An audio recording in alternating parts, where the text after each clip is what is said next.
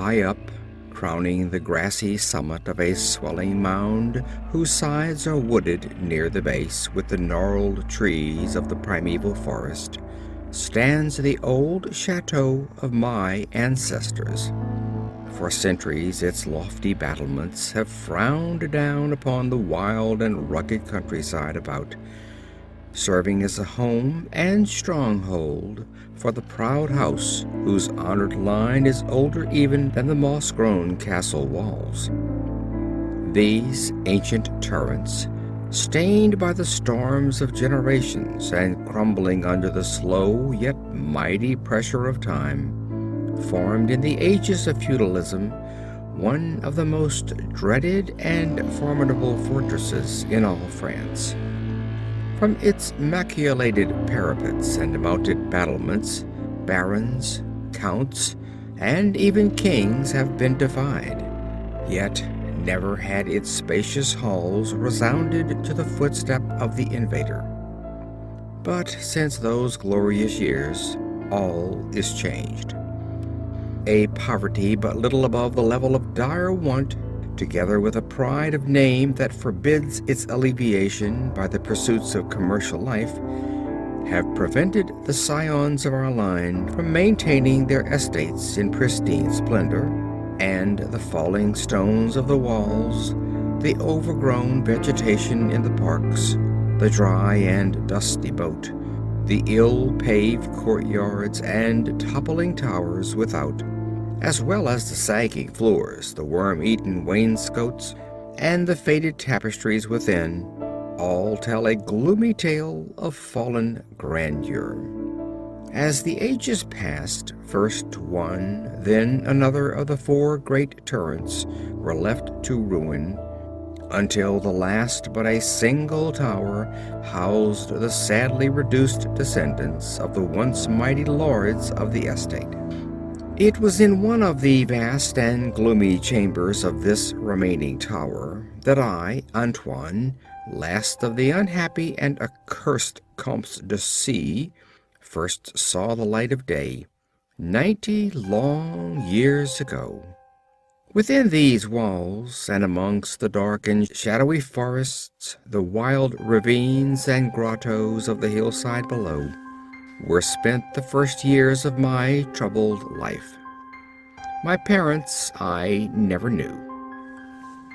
My father had been killed at the age of 32, a month before I was born, by the fall of a stone somehow dislodged from one of the deserted parapets of the castle, and my mother having died at my birth, my care and education devolved solely upon one remaining servitor, an old and trusted man of considerable intelligence, whose name I remember as Pierre. I was an only child, and the lack of companionship which this fact entailed upon me was augmented by the strange care exercised by my aged guardian in excluding me from the society of the peasant children, whose abodes were scattered here and there upon the plains that surround the base of the hill. At the time, Pierre said that this restriction was imposed upon me because my noble birth placed me above association with such plebeian company. Now I know that its real object was to keep from my ears the idle tales of the dread curse upon our line, that were nightly told and magnified by the simple tenantry as they conversed in hushed accents in the glow of their cottage hearths.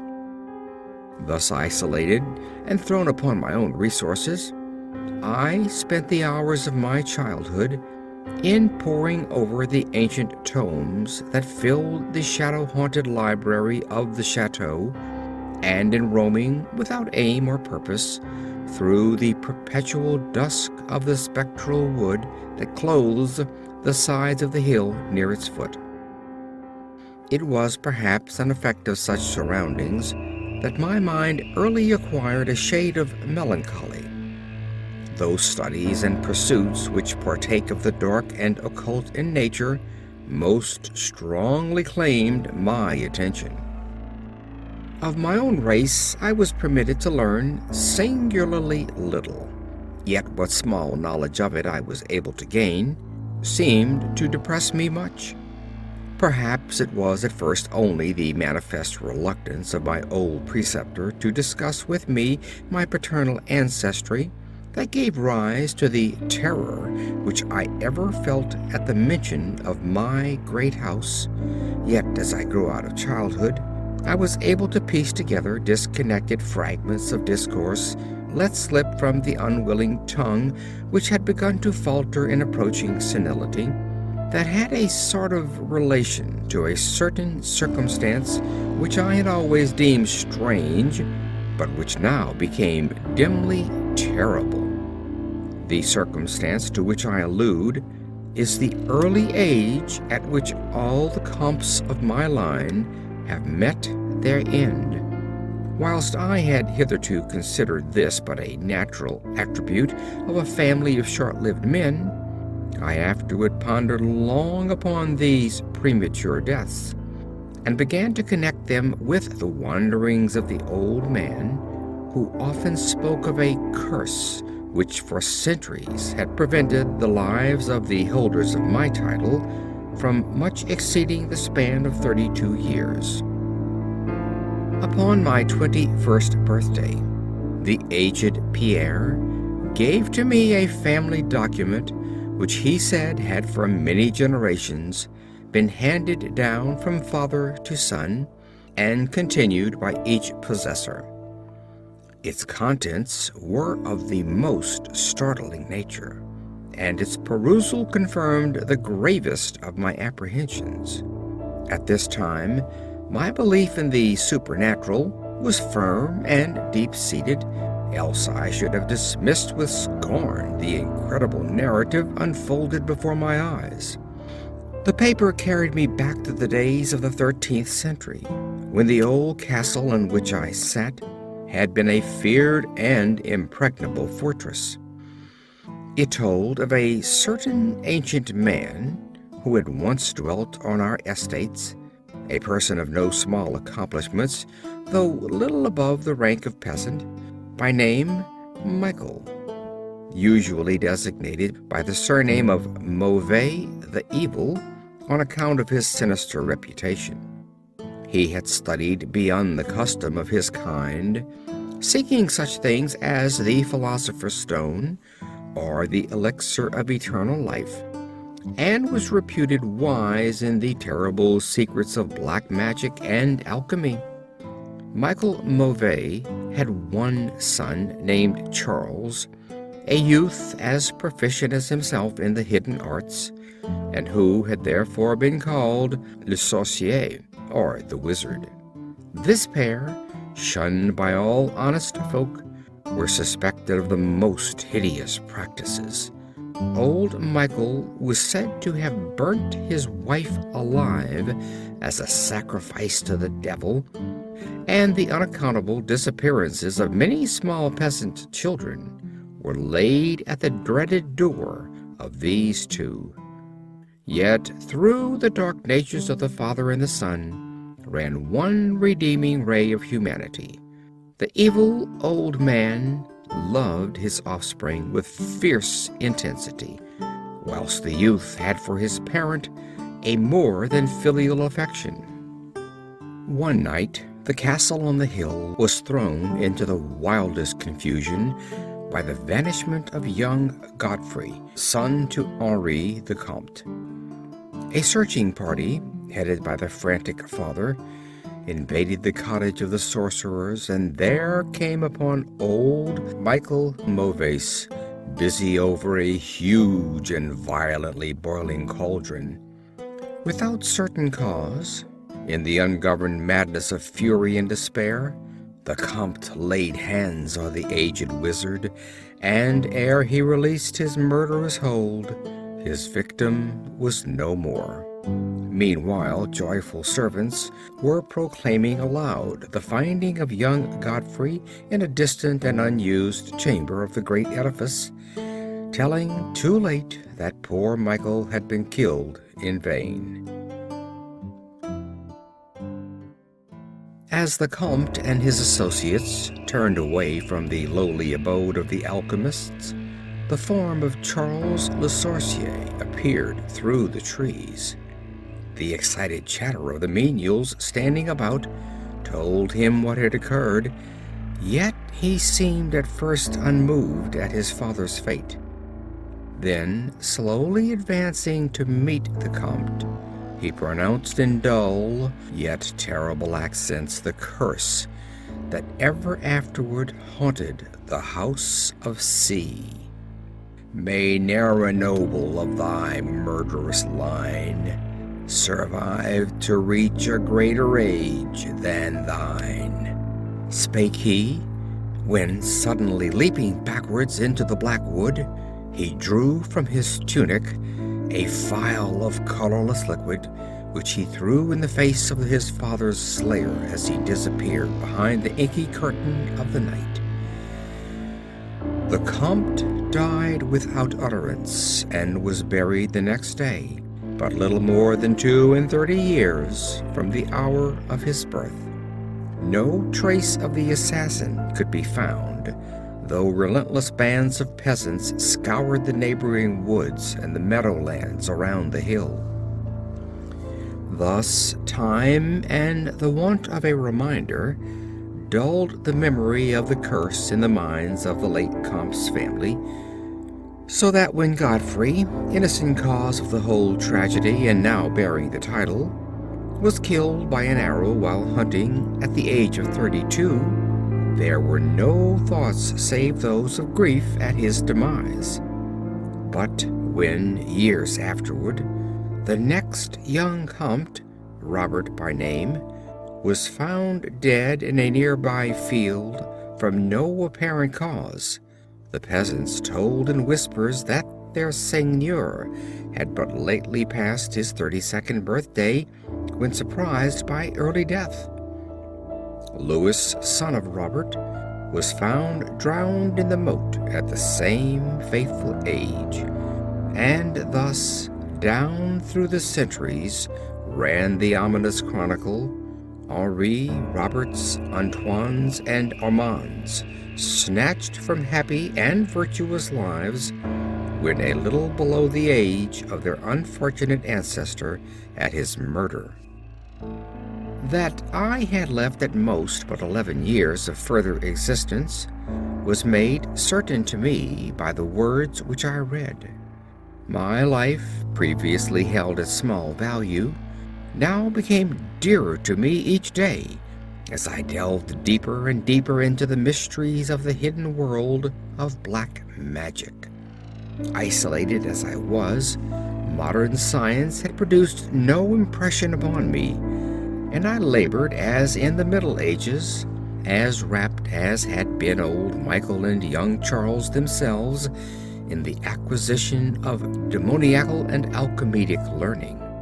Yet, read as I might, in no manner could I account for the strange curse upon my line. In unusually rational moments, I would even go so far as to seek a natural explanation, attributing the early deaths of my ancestors to the sinister Charles Le Sorcier and his heirs. Yet, having found upon careful inquiry that there were no known descendants of the alchemist, I would fall back to my occult studies, and once more endeavor to find a spell that would release my house from its terrible burden. Upon one thing I was absolutely resolved. I should never wed, for since no other branches of my family were in existence, I might thus end the curse with myself. As I drew near the age of 30, old Pierre was called to the land beyond. Alone I buried him beneath the stones of the courtyard about which he had loved to wander in life. Thus was I left to ponder on myself as the only human creature within the great fortress, and in my utter solitude my mind began to cease its vain protest against the impending doom, to become almost reconciled to the fate which so many of my ancestors had met. Much of my time was now occupied in the exploration of the ruined and abandoned halls and towers of the old chateau, which in youth fear had caused me to shun, and some of which old Pierre had once told me had not been trodden by human foot for over 4 centuries. Strange and awesome were many of the objects I encountered. Furniture covered by the dust of ages and crumbling with the rot of long dampness met my eyes. Cobwebs in a profusion never before seen by me were spun everywhere, and huge bats flapped their bony and uncanny wings on all sides of the otherwise untenanted gloom. Of my exact age, even down to days and hours, I kept a most careful record, for each movement of the pendulum of the massive clock in the library told off so much more of my doomed existence. At length I approached that time which I had so long viewed with apprehension. Since most of my ancestors had been seized some little while before they reached the exact age of the Comte Henri at his end, I was every moment on the watch for the coming of the unknown death. In what strange form the curse should overtake me, I knew not, but I was resolved at least that it should not find me a cowardly or a passive victim. With new vigor I applied myself to my examination of the old chateau and its contents. It was upon one of the longest of all my excursions of discovery in the deserted portion of the castle, less than a week before that fatal hour which I felt must mark the utmost limit of my stay on earth, beyond which I could not have even the slightest hope of continuing to draw breath, that I came upon the culminating event of my whole life. I had spent the better part of the morning in climbing up and down half-ruined staircases in one of the most dilapidated of the ancient turrets. As the afternoon progressed, I sought the lower levels, descending into what appeared to be either a medieval place of confinement or a more recently excavated storehouse for gunpowder. As I slowly traversed the niter-encrusted passageway at the foot of the last staircase, the paving became very damp, and soon I saw by the light of my flickering torch that a blank, water-stained wall impeded my journey. Turning to retrace my steps, my eye fell upon a small trapdoor with a ring which lay directly beneath my feet. Pausing, I succeeded with difficulty in raising it, whereupon there was revealed a black aperture, exhaling noxious fumes, which caused my torch to sputter, and disclosing in the unsteady glare the top of a flight of stone steps. As soon as the torch, which I lowered into the repellent depths, burned freely and steadily, I commenced my descent. The steps were many, and led to a narrow stone-flagged passage, which I knew must be far underground. This passage proved of great length, and terminated in a massive oaken door, dripping with the moisture of the place, and stoutly resisting all my attempts to open it. Ceasing after a time my efforts in this direction, I had proceeded back some distance toward the steps, when there suddenly fell to my experience one of the most profound and maddening shocks capable of reception by the human mind. Without warning, I heard the massive door behind me creak slowly open upon its rusted hinges. My immediate sensations are incapable of analysis. To be confronted in a place as thoroughly deserted as I had deemed the old castle, with evidence of the presence of man or spirit, produced in my brain a horror of the most acute description.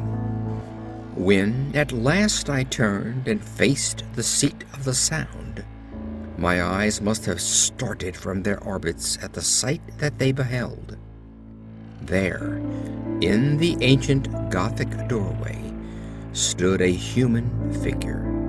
It was that of a man clad in a skull cap and long medieval tunic of dark color.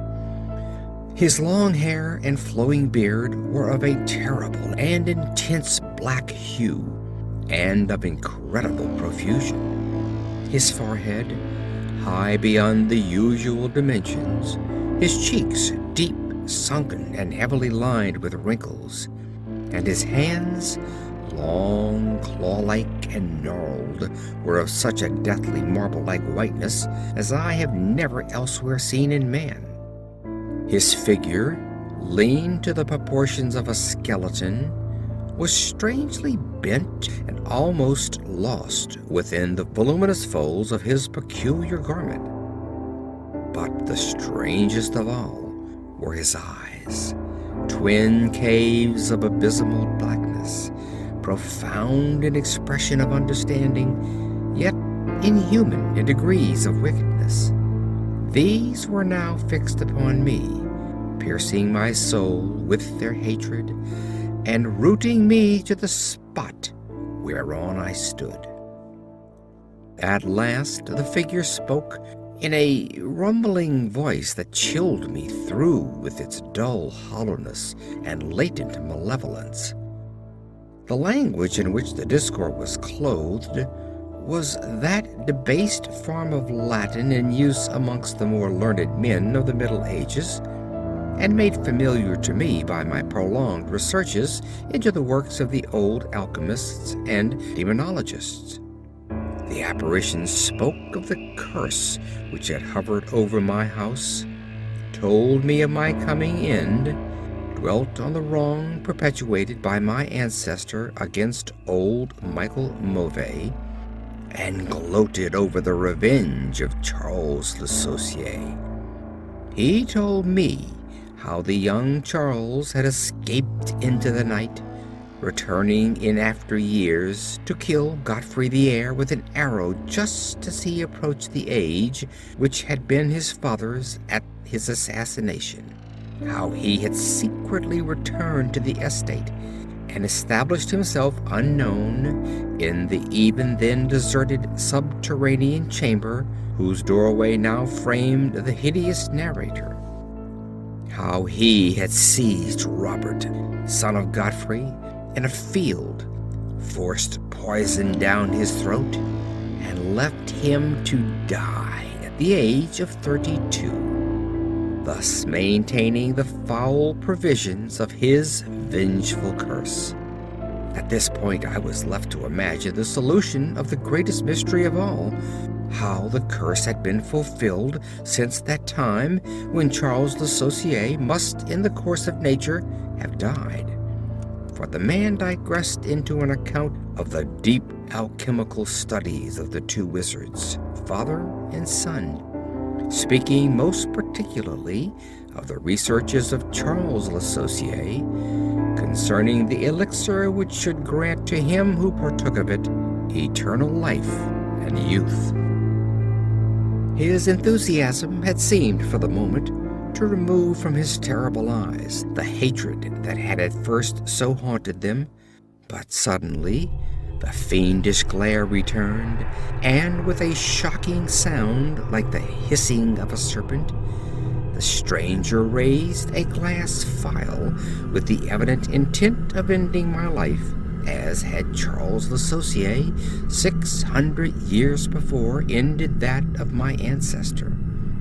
Prompted by some preserving instinct of self-defense, I broke through the spell that had hitherto held me immovable, and flung my now dying torch at the creature who menaced my existence. I heard the phial break harmlessly against the stones of the passage as the tunic of the strange man caught fire and lit the horrid scene with a ghastly radiance. The shriek of fright and impotent malice emitted by the would-be assassin proved too much for my already shaken nerves, and I fell prone upon the slimy floor in a total faint. When at last my senses returned, all was frightfully dark, and my mind, remembering what had occurred, shrank from the idea of beholding more, yet curiosity overmastered all. Who, I asked myself, was this man of evil, and how came he within the castle walls? Why should he seek to avenge the death of poor Michel Mauvais? And how had the curse been carried on through all the long centuries since the time of Charles Le Sorcier? The dread of years was lifted off my shoulders, for I knew that he whom I had felled was the source of all my danger from the curse. And now that I was free, I burned with the desire to learn more of the sinister thing which had haunted my line for centuries and made my own youth one long continued nightmare. Determined upon further exploration, I felt in my pockets for flint and steel, and lit the unused torch which I had with me. First of all, the new light revealed the distorted and blackened form of the mysterious stranger. The hideous eyes were now closed. Disliking the sight, I turned away and entered the chamber beyond the Gothic door. Here, I found what seemed much like an alchemist's laboratory. In one corner was an immense pile of shining yellow metal that sparkled gorgeously in the light of the torch. It may have been gold, but I did not pause to examine it, for I was strangely affected by that which I had undergone.